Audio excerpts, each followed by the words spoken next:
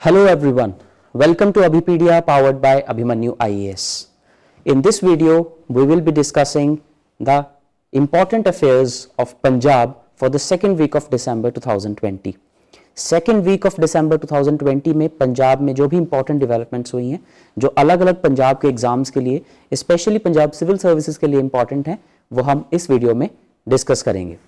So we will be covering from environment and ecology two important topics and from polity and governance 4 important issues.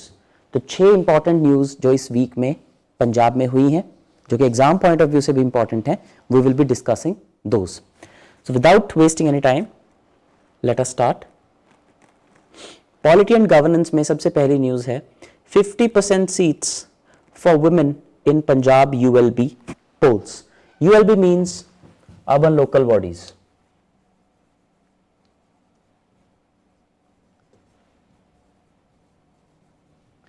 तो पंजाब की urban local bodies में 50% seats reserve कर दी गई हैं women के लिए. अर्बन लोकल बॉडीज का मतलब है वो बॉडीज जो कि 74th कॉन्स्टिट्यूशनल अमेंडमेंट के तहत क्रिएट की गई थी. 74th constitutional amendment. 3 तरह की बॉडीज इसमें आती हैं. There are a total of 3 types of bodies that are covered under urban local bodies. First and at the top are municipal corporations. Municipal corporations होती हैं for large cities.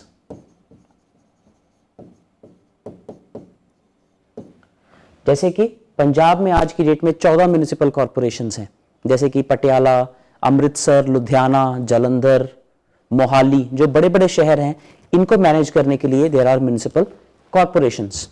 Second number पे आती हैं municipal committees या फिर boards या फिर councils या सिंपली इन्हें म्युनिसिपैलिटी भी कहा जाता है. ये होती हैं for smaller cities. For example, Zirakpur, which is a town in the district of SAS Nagar और मोहाली, वहां पर म्युनिसिपल काउंसिल है. तो ये कैसे डिसाइड होता है कि वो शहर बड़ा है या छोटा है? The criteria is population. Third number पे हमारे पास आती हैं नगर पंचायत. नगर पंचायत ये होती हैं ट्रांजिशनल एरियाज के लिए. ट्रांजिशनल एरिया का मतलब है इस तरह का एरिया जो रूरल से अर्बन में कन्वर्ट हो रहा है. से जब भी हम किसी बड़े शहर से हाईवे से बाहर की तरफ जाते हैं, उस शहर से बाहर की तरफ जाते हैं, तो on the fringes of the highway वहां पर कुछ ऐसे रूरल एरियाज हैं जो धीरे धीरे अर्बन में कन्वर्ट हो रहे हैं. How are they converting it? Because उन्होंने आके हाईवे के साथ अपनी शॉप्स बनानी शुरू कर दी हैं या ढाबे, होटल्स खुलने शुरू हो गए हैं. तो धीरे धीरे उसी गांव के लोग जो हैं वो अब अर्बन एक्टिविटीज में आ रहे हैं. और यहाँ पे अर्बन और रूरल का जो फाइन डिस्टिंक्शन है वो आता है the kind of activities that they are performing, the kind of occupations they are indulging in. तो अगर वो प्राइमरीली एग्रीकल्चर रिलेटेड एक्टिविटीज में है तो वो रूरल एरिया कहलाएगा. और अगर एक मेजॉरिटी ऑफ पॉपुलेशन जो है वो नॉन एग्रीकल्चर एक्टिविटीज में इंडल्ज्ड है, then it starts becoming a urban area. तो इस तरह से 3 टायर्स या 3 लेवल्स जो हैं वो अर्बन लोकल बॉडीज के होते हैं. तो इन अर्बन लोकल बॉडीज में जो इलेक्शंस होते हैं उनमें पंजाब ने अब 50% सीट्स जो है वो विमेन के लिए रिजर्व कर दी हैं. Now in all these types of urban local bodies, जैसे कि म्युनिसिपल काउंसिल और कॉर्पोरेशन की बात करें तो पूरे शहर को कंस्टिट्यूएंसी वाइज वार्ड्स में बांट दिया जाता है. फॉर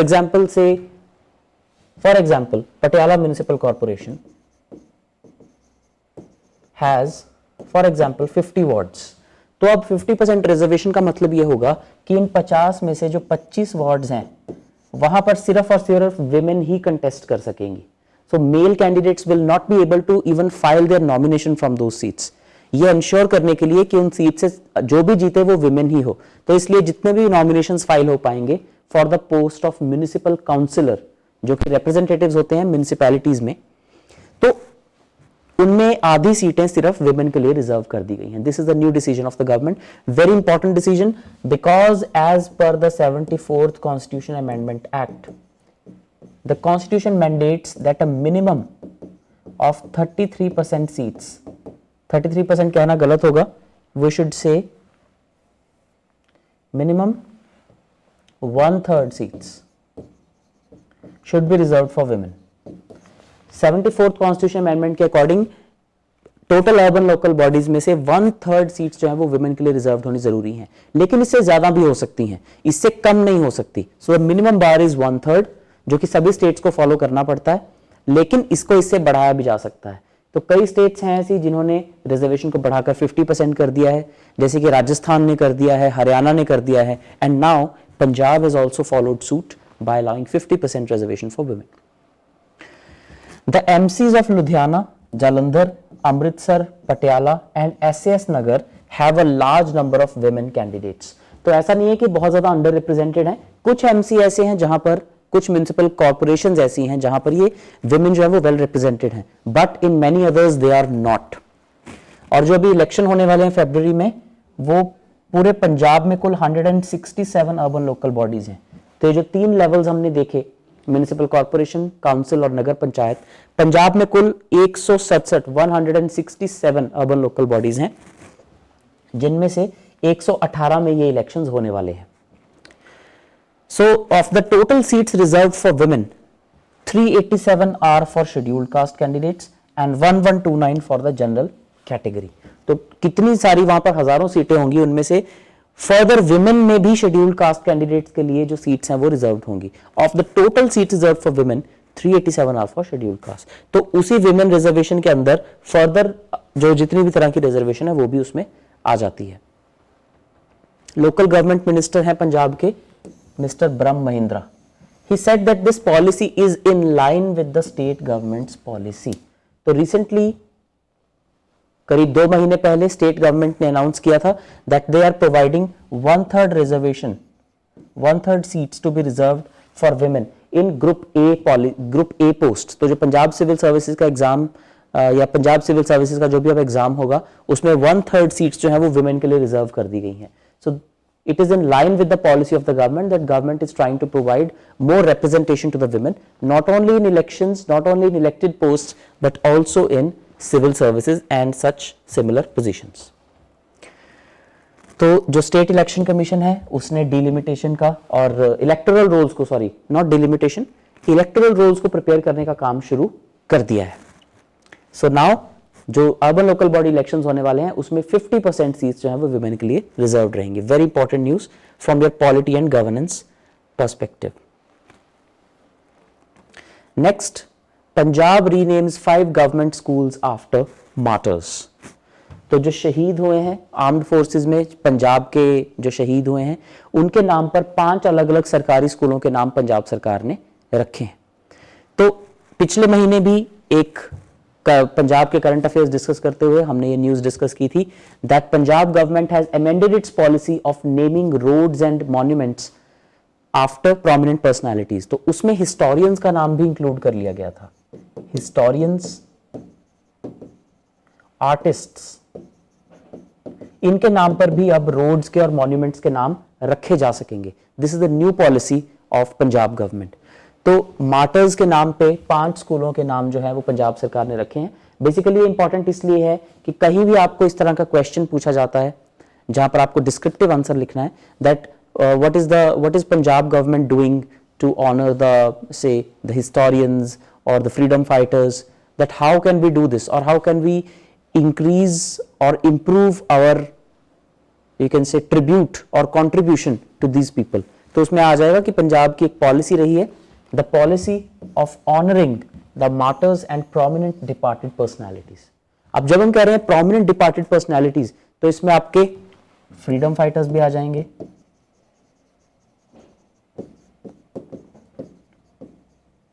अवार्ड विनर्स भी आ जाएंगे, जैसे पद्मश्री, पद्म भूषण, पद्म विभूषण, भारत रत्न. तो अवार्ड्स विनर्स भी आ जाएंगे, हिस्टोरियंस आ जाएंगे, आर्टिस्ट्स आ जाएंगे, प्रोमिनेंट स्पोर्ट्स पर्संस आ जाएंगे.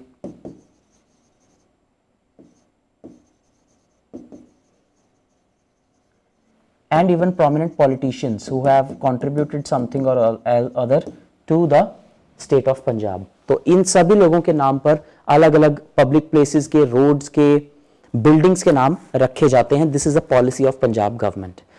तो इसका अप्रूवल दिया है Punjab school education minister mister Vijay Inder Singla. इन्होंने इसके बारे में जानकारी दी. तो 5 स्कूलों के नाम जो इनके नाम पर रखे गए हैं, वो स्कूल कहाँ कहाँ पर हैं. 2 schools are in Pathankot district. Then कौन कौन से स्कूल्स हैं? शहीद मेहर Singh Vir Chakra government senior secondary school, then शहीद Manjeet Singh government elementary school, फिर उसके बाद तरन तारण में शहीद नायक Karamjit Singh Sena medal government high school, then शहीद major Ravi Inder Singh Sidhu government senior secondary school girls, and then Patiala के समाना में शहीद flight lieutenant Mohit Kumar Garg government senior secondary school. तो जस्ट एन एग्जांपल, आपको इनमें नाम ज्यादा याद करने की जरूरत नहीं है, but you just need to keep in mind that government has a policy of renaming or naming roads, monuments, places of historic interest or public places after all these personalities, जो कि काफी एक अच्छा ट्रिब्यूट होता है to that particular personality. ये भी governance का ही एक एस्पेक्ट है. Then security point of view से एक important news, Pak drones carrying arms spotted in Ajnala. Ajnala में हथियार से लदे हुए कुछ ड्रोन्स जो है वो साइट किए गए हैं सिक्योरिटी फोर्सेस की तरफ से. So for security perspective this is a very important news. कभी भी आपको डिस्क्रिप्टिव टाइप क्वेश्चन में लिखने को आता है what are the security challenges that Punjab is facing और how the emergence of new technologies is creating more problems और more security challenges for border states in India, तो वहां पर आप इस इंसिडेंट को साइट कर सकते हैं. यहां पर एक और important example, Purulia arms drop case. Purulia arms drop case. तो आज से करीब 25-30 साल पहले वेस्ट बंगाल में ये केस हुआ था, Purulia arms drop case.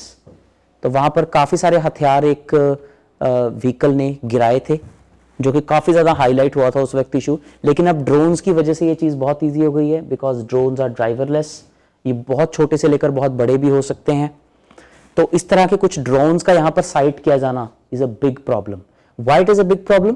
Because drones की मदद से कॉन्ट्राबैंड यानी कि ड्रग्स, इसके अलावा counterfeit currency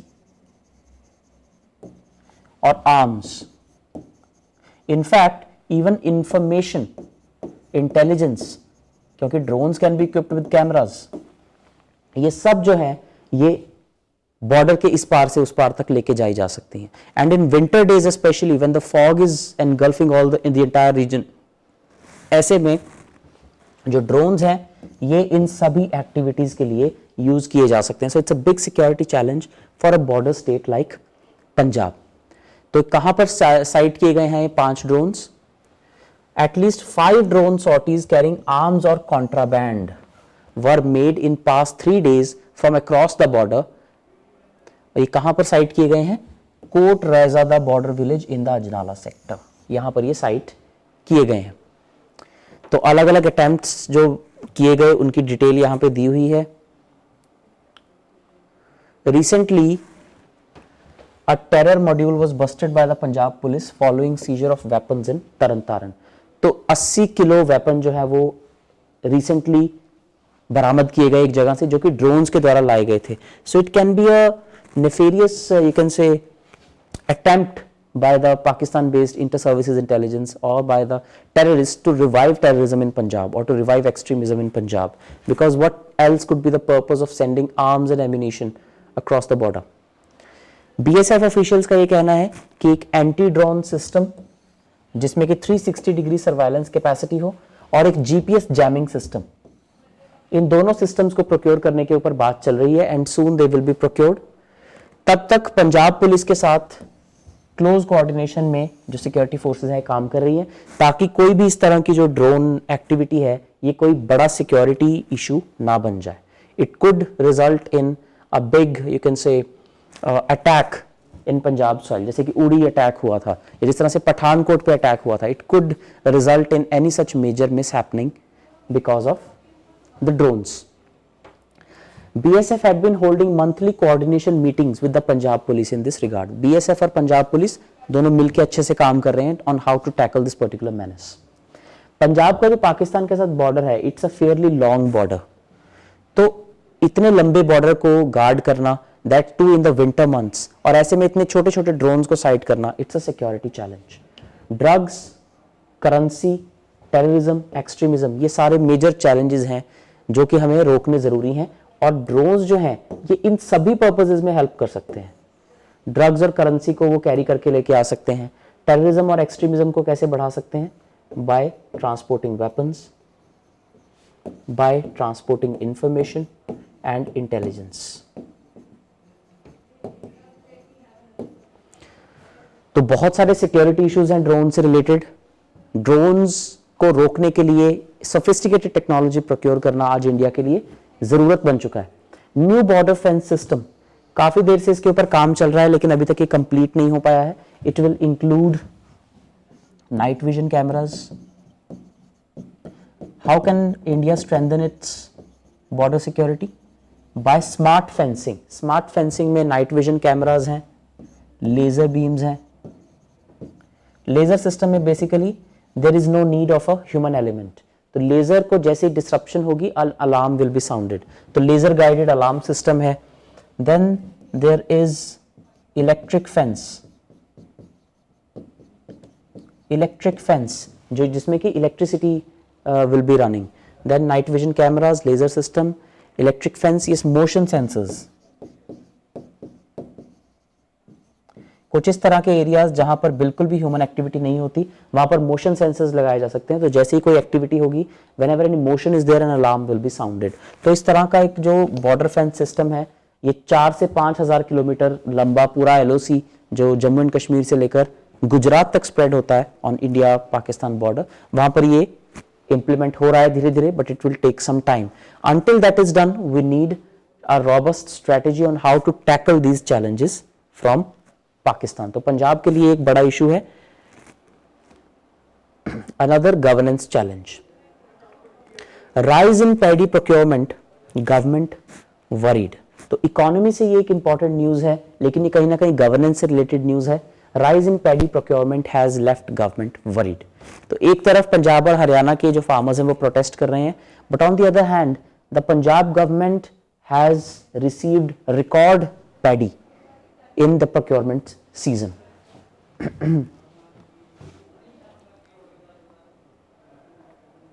So against the paddy procurement, against the estimated paddy procurement of 176 lakh metric tons, 176 lakh metric ton हमने जो है वो estimate की थी, but 200 lakh metric tons has been procured till now.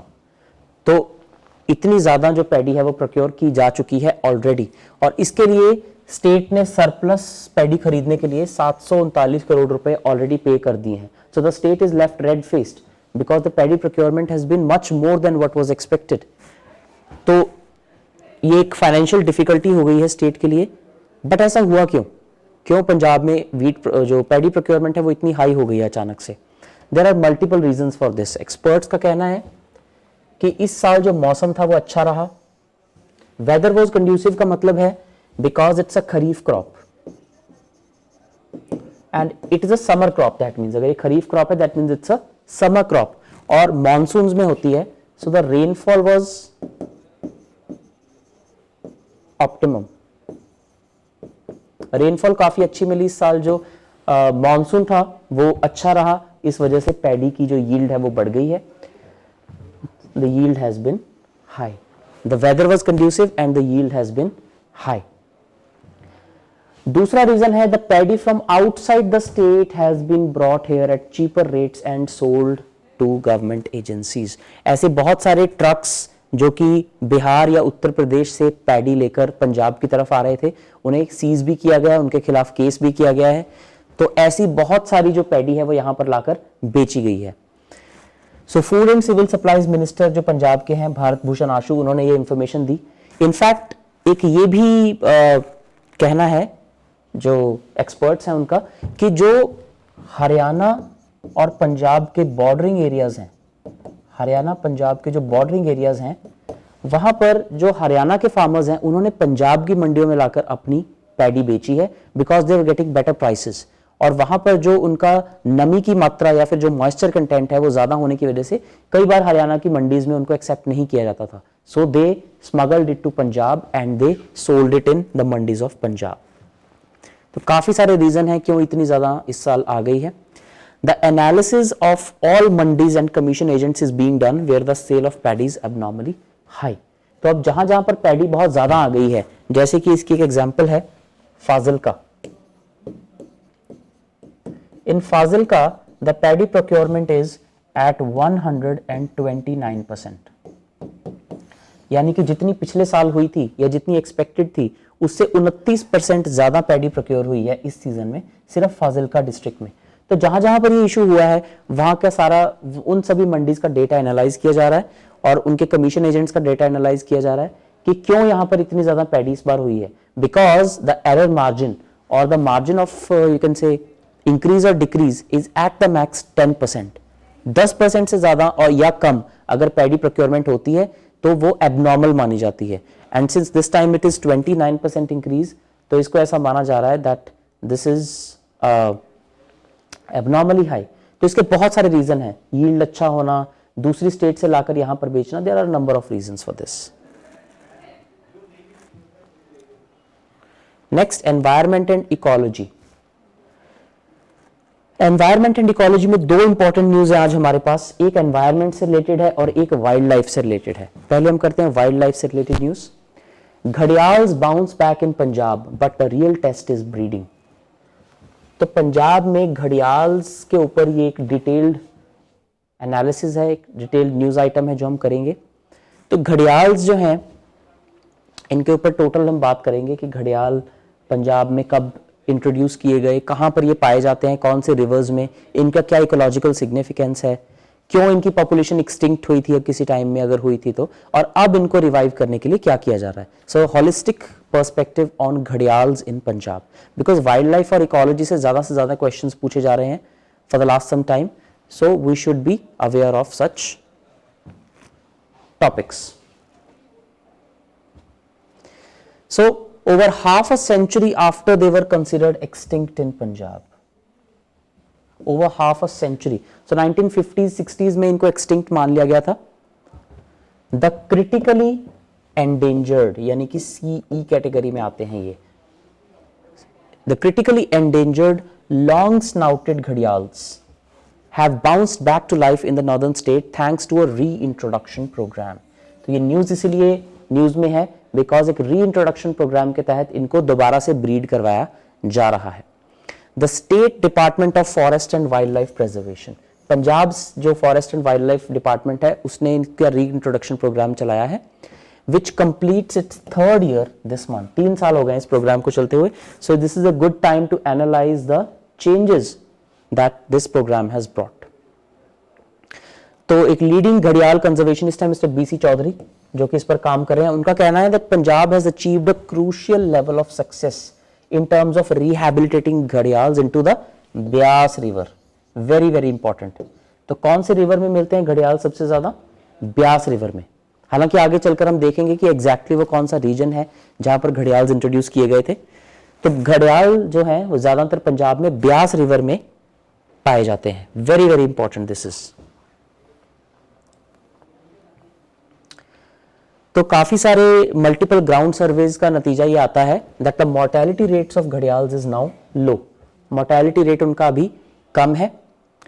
अगला क्रूशियल फेज जो इसका होगा दैट इज वेदर और not the gharials are able to breed and multiply. Gharials को रीइंट्रोड्यूस करने में पहला फेज था कि उन्हें लाकर नदियों में छोड़ दिया गया, अ conducive atmosphere was created.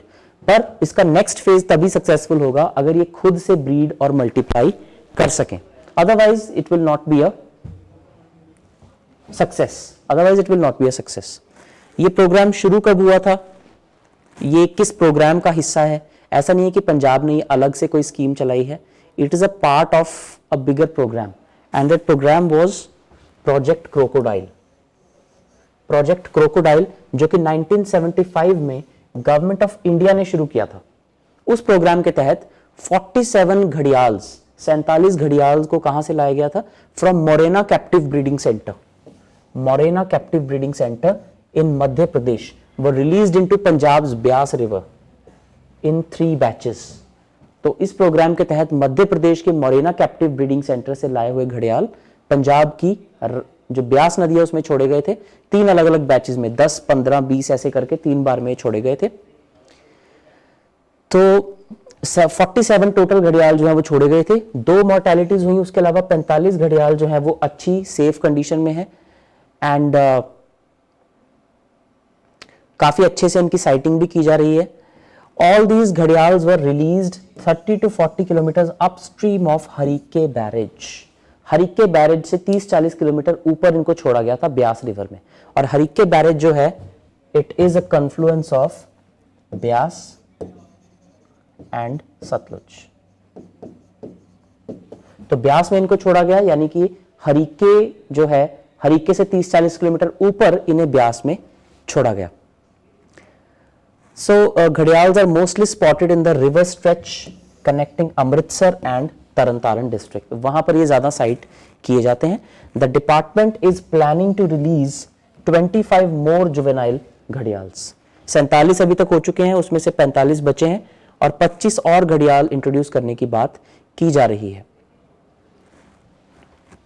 The states घड़ियाल रिहैबिलिटेशन प्रोजेक्ट.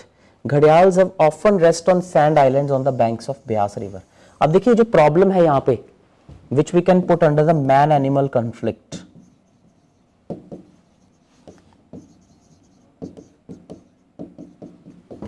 एक मैन एनिमल कॉन्फ्लिक्ट का इंपॉर्टेंट कंपोनेंट यहां पर ये है कि ये जो घड़ियाल्स हैं ये जनरली नदी में रहते हैं, लेकिन ये सैंड आइलैंड्स के ऊपर जाकर रेस्ट करते हैं दिन के वक्त. But they eat fish. तो ये फिश को बहुत ज्यादा खाते हैं और ह्यूमन से ये दूर रहते हैं. दे डू नॉट कन्फ्रंट ह्यूमंस. लेकिन फिर भी क्यों जो पंजाब के फार्मर्स या ह्यूमंस हैं उन्होंने इनको क्यों कन्फ्रंट किया? What could be the reason? So what were the reasons that gharials went extinct in Punjab? Gharials went extinct in Punjab in the 1950s. क्यों? क्योंकि फिशरी डिपार्टमेंट ने कई बार ऐसा किया. Fishery department themselves awarded contracts to kill gharials in many places in Punjab since they had to believe that gharials used to eat all their fish. Fisheries department वाले ही मारने लग गए थे घड़ियाल्स को. So this is a very you can say very prominent example of how lack of coordination between 2 different departments, एक wild life department, एक fisheries department, can result in one undercutting the other. तो एक तरह से lack of coordination यहां पर दिखाई देती है. That the fisheries department which itself is a government department is killing gharials because gharials eat fish. तो एक lack of coordination की कमी यहां पर देखने को मिलती है. उसके बाद अब जब भी एक्सटिंक्ट हो ही गए थे तो इन्हें दोबारा रीइंट्रोड्यूस क्यों किया गया? There were 2 major triggering points that led to the reintroduction of gharials and this is very interesting. First aspect, पहला aspect क्या था जिसकी वजह से इनको इंट्रोड्यूस किया गया? In the early 2000, there was an attempt by the Pakistan government to revive the घड़ियाल in their part of the Indus River. Pakistan ने सबसे पहले कोशिश शुरू की कि हम इंडस नदी में घड़ियाल्स को दोबारा से रीइंट्रोड्यूस कराएं. This propelled Dehradun-based Wildlife Institute of India to initiate a similar conservation effort in the Indus tributary, that is Byas, in India's Punjab. Pakistan की देखा देखी wild life institute of India ने सोचा कि क्यों ना हम भी घड़ियाल्स को इंट्रोड्यूस करें, which can be a really good thing. This is how Wildlife Institute of India in 2005 submitted a proposal that set the stage for their comeback here. तो पाकिस्तान को देखने के बाद wild life institute of India ने एक proposal भेजा government of India को that we want to introduce gharials in the Byas river of Punjab, and this is how this project came into being. तो पहला रीजन ये था. दूसरा रीजन था the discovery of Indus dolphins in 2007. 2007 में Indus नदी में डॉल्फिन्स मिली, जिससे कि wild life institute of India को ये भरोसा हो गया that ecological conservation is possible here. Ecological conservation is very much possible here. उससे पहले उन्हें लगता था कि शायद यहाँ पर इस तरह की कंजर्वेशन का कोई फायदा नहीं है. But when they found dolphins here, they realized that wildlife can indeed survive in these rivers. इसलिए इन 2 रीजंस की वजह से ये स्टेप जो था वो लिया गया. So first because the Pakistan did it and secondly because of the Indus dolphins were sighted here. उसके बाद जो पाकिस्तान है, it is still unable to introduce gharials. क्यों नहीं कर पाया? क्योंकि वो उसको सोर्स नहीं कर पा रहा। उसको कहां से सोर्स करे? बिकॉज इंडिया पाकिस्तान में हॉस्टिलिटी चलती रहती है, तो इस तरह के जो फ्रेंडली इश्यूज हैं उनके ऊपर भी कोई बातचीत आगे नहीं बढ़ पाती है। So they do not know where to source them, so they are now trying to source them through Nepal. India से तो उन्हें मिलने नहीं, so they are trying to source them through Nepal. Gharials के बारे में थोड़ा सा देखते हैं। They are fish eating reptiles, जैसा कि मैंने बताया वो फिश ज्यादा खाते हैं। And nowhere in the world have they ever attacked humans. Humans और animals को वो generally attack नहीं करते हैं। वो दिखने में थोड़े dangerous लगते हैं, इसलिए human animal conflict कई बार हो जाता है। Generally they do not attack human beings. तो इन्हें अगर हम revive करते हैं तो उससे फायदा क्या होगा? What will be the benefit if we revive them? Their presence is an indicator of the health of the rivers. Ecological बहुत बड़ा benefit है। Environmentally they are very very beneficial in telling the ecological health of a river. इसीलिए the Punjab government declared the 185 kilometer Beas stretch a conservation reserve in 2017. Very very very important. इसी वजह से wildlife experts ने Punjab government को suggest किया कि वो ब्यास के स्ट्रेच को कंजर्वेशन रिजर्व डिक्लेयर कर दें, और पंजाब ऐसा करने वाला पहला स्टेट बन गया। The first river in India to be accorded the status of conservation reserve. Very very important.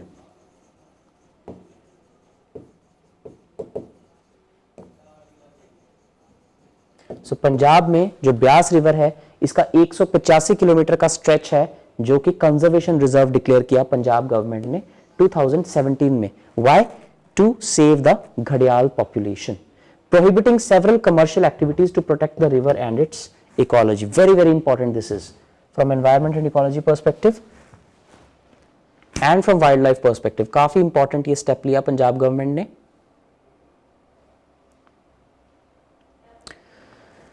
So अब देखते हैं कि इनके खत्म होने का एक रीजन क्या है। एक तो हमने मैन एनिमल कॉन्फ्लिक्ट देख लिया, एक इकोलॉजिकल चेंजेस देख लिए। Third is sand mining. Sand mining is the biggest threat to riverine ecology. Biggest threat. Sand mining, deep sand mining की जाती है। रिवर बेड को इरोड कर दिया जाता है, जिसकी वजह से रिवर कई बार अपना कोर्स बदल लेती है, कई बार उसमें इकोलॉजिकल प्रॉब्लम्स आ जाती हैं, lack of nutrients is there. और जब भी कोई इस तरह का चेंज आता है, the gharials are not able to breed, और जब तक वो ब्रीड नहीं करेंगे तब तक वो मल्टीप्लाई नहीं करेंगे। They will die natural death and similarly just like 50 years back they may again get extinct. तो सैंड माइनिंग को जब तक नहीं रोका जाता, इनफैक्ट इलीगल सैंड माइनिंग को जब तक नहीं रोका जाता, या रिवर बेड सैंड माइनिंग को जब तक नहीं रोका जाता, तब तक gharials can not be protected. The state also should not release too many gharials without assessing the overall carrying capacity of the river.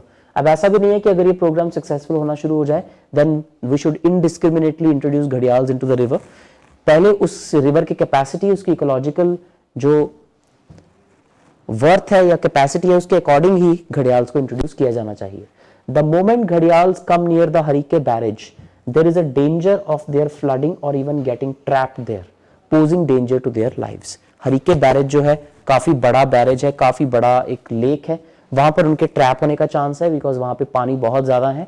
सो उन्हें रोकने के लिए, बचाने के लिए, कंजर्व करने के लिए हर तरह के स्टेप्स लेने से पहले जो है वो उनको प्रोटेक्ट करने की कोशिश की जानी चाहिए। Only then this type of initiative should be taken. Then एक और न्यूज एनवायरमेंट एंड इकोलॉजी से पंजाब के। So that news is not just stubble burning, Punjab tops India in depleting ground reserves level. एक और रिपोर्ट है हमारे पास which is a dismal report. Actually हमने इससे पिछली वीडियो में डिस्कस किया था कि पंजाब में इस बार रिकॉर्ड स्टबल बर्निंग के इंसिडेंट्स जो हैं वो रिपोर्ट किए गए हैं। So last year approximately 51,000 stubble burning incidents were there. Approximately 51,000 stubble burning incidents were recorded in Punjab 2019 में, लेकिन इस साल वो 76,000 क्रॉस कर गए हैं। सो ऑलमोस्ट 1.5 गुना जो है स्टबल बर्निंग के इंसिडेंट्स हुए हैं पंजाब में. There could be various reasons, lack of government policy, intransigence of farmers, then maybe to show their disregard for the farm laws. Anything could be the reason or a combination of all the factors. लेकिन ये दो problematic चीजें हैं जो पंजाब के environment और ecology के लिए हैं, स्टबल बर्निंग और एक ग्राउंड वाटर लेवल का कम होना. So since the last few years, stubble burning has become an annual ritual for the farmers in Punjab and Haryana, जो कि करीब 35 million tons of crop waste जो है उसको बर्न कर देते हैं after harvesting paddy from the field. इसको रोकने के लिए सरकार ने अलग अलग स्कीम्स चलाई हुई हैं. बहुत सारी फार्म इक्विपमेंट है जो कि सब्सिडाइज्ड रेट्स पर अवेलेबल है फार्मर्स को, प्राइमरी एग्रीकल्चर कोऑपरेटिव सोसाइटीज को. लेकिन 1500 करोड़ रुपए खर्च करने के बाद भी the state is not showing any improvement. However, other states have shown improvement. Haryana, Rajasthan, UP, they have shown improvements, but Punjab has not. Punjab, the top state with the highest number of stubble burning incidents. तो among the northern states, सबसे ज़्यादा जो highest number है वो इस बार पंजाब ने record किया है. ये आपको फैक्ट याद रखना है. The incidents of crop burning in Haryana and Uttar Pradesh have drastically come down. तो हरियाणा और यूपी में कम हुए हैं इंसिडेंट्स, बट पंजाब में उन दोनों को मिलाकर उससे भी ज्यादा इंसिडेंट हुए हैं इस बार, which has also contributed to the exacerbating pollution in the Delhi NCR region. Delhi NCR में जो pollution की बहुत ज्यादा प्रॉब्लम रही अक्टूबर नवंबर के मंथ्स में, the AQI or the air quality index falling or in fact going above 400 and in some cases even 500 mark. That one of the major reasons for that was stubble burning in Punjab. तो supreme court ने बहुत सारी इसके लिए कोशिशें की, crackers को ban किया, ग्रीन क्रैकर्स को सिर्फ अलाउ किया, then graded response action plan जो एक आता है पिक्चर में वो भी लगाया गया, but the stubble burning incidents could not come down. As per the data released by the Punjab remote sensing centre, The state witnessed 73,883 incidents. ये थोड़ा सा पुराना डेटा है. Actually, there are more than 76,000 cases reported now. तो 25,000 cases पिछली बार से ज्यादा हैं. In 2019, Punjab had reported approximately 51,000 cases of stubble burning and 46,000 cases in 2018. तो पिछले 2 सालों से ये बढ़ ही रहे हैं. पिछले साल वो जो इंक्रीज था वो सिर्फ 10% का था, but this time it is 50% increase. और ये तो बात हुई स्टबल बर्निंग की. If we talk about the ground water level, Punjab is racked by a menace of depleting water reserves. Punjab में जो ग्राउंड वाटर है वो बहुत ज्यादा डाउन जा रहा है because of the you can से indiscriminate extraction of ground water. बहुत ज्यादा जो पानी है वो यहां से विड्रॉ किया जा रहा है जमीन से. As per a report published in January 2020, the state will have a net ground water availability of 14.58 billion cubic meters within the next 25 years. minus 14.58 billion cubic meters. काफी ज्यादा डिप्लीशन हो जाएगी पानी की पंजाब में. An eminent agriculture expert said that while Punjab had a net groundwater availability of 21.58 BCM, it was consuming at much higher levels of 36 BCM. Availability है हमारे पास 21, but we are consuming 36. तो एक जो फिगर आपने याद रखनी है, that is the groundwater pumpage in Punjab has increased from 149% to 165%. 2013 से 2018 के बीच में हमारी जो ग्राउंड वाटर पंपेज है वो पहले कैपेसिटी से 49% ज्यादा कर रहे थे हम, अब उसको 65% ज्यादा कर रहे हैं. So we are increasing the exploitation of groundwater. It also holds the distinction, dubious distinction, of being the state with the maximum percentage of wells showing groundwater depletion. Punjab में सबसे ज्यादा groundwater depletion रिकॉर्ड की गई है पूरे India में, which is a problematic development. एक राज्यसभा में एक रिप्लाई में department of water resources, river development and Ganga rejuvenation ने कहा है that 79% of assessment units showed the annual groundwater extraction in Punjab was more than the assessed annual extractable ground water resource 79% ने जो है वो ओवर एक्सप्लॉयटेशन शो की है। इसके रीजन बहुत सारे दिए जाते हैं। The power subsidies extended by the government, right, the farmers are allowed to withdraw water 24/7 without bearing any individual consequence। Punjab में 95% जो वाटर वेस्टेज है वो एग्रीकल्चर की वजह से होती है, जो वाटर कंजम्पशन है वो एग्रीकल्चर की वजह से होती है। So this is a big issue. Injudicious surface water irrigation policies, तो ये काफी सारे रीजन है जिनकी वजह से ये प्रॉब्लम आ रही है। इनजुडिशियस सरफेस वाटर इरिगेशन पॉलिसीज, कि ग्राउंड वाटर को एक्सट्रैक्ट करने की जगह जो सरफेस वाटर है उसी से इरिगेशन क्यों ना की जाए, लेकिन वो पॉलिसीज अच्छी नहीं है। Secondly, indiscriminate ground water extraction due to free electricity, जो बड़े फार्मर्स को भी फ्री इलेक्ट्रिसिटी दी जाती है उसकी वजह से वो पानी एक्सट्रैक्ट करते रहते हैं। Along with irrational irrigation and agricultural practices, जैसे कि पैडी को हर साल सो करना।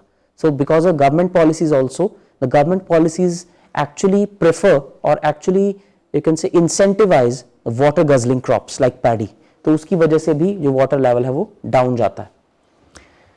The southwestern part of Punjab is facing severe water logging issues, तो ये सारी की सारी जो प्रॉब्लम्स हैं पंजाब में ये ग्राउंड वाटर लेवल कम होने की वजह से विटनेस की जा रही हैं।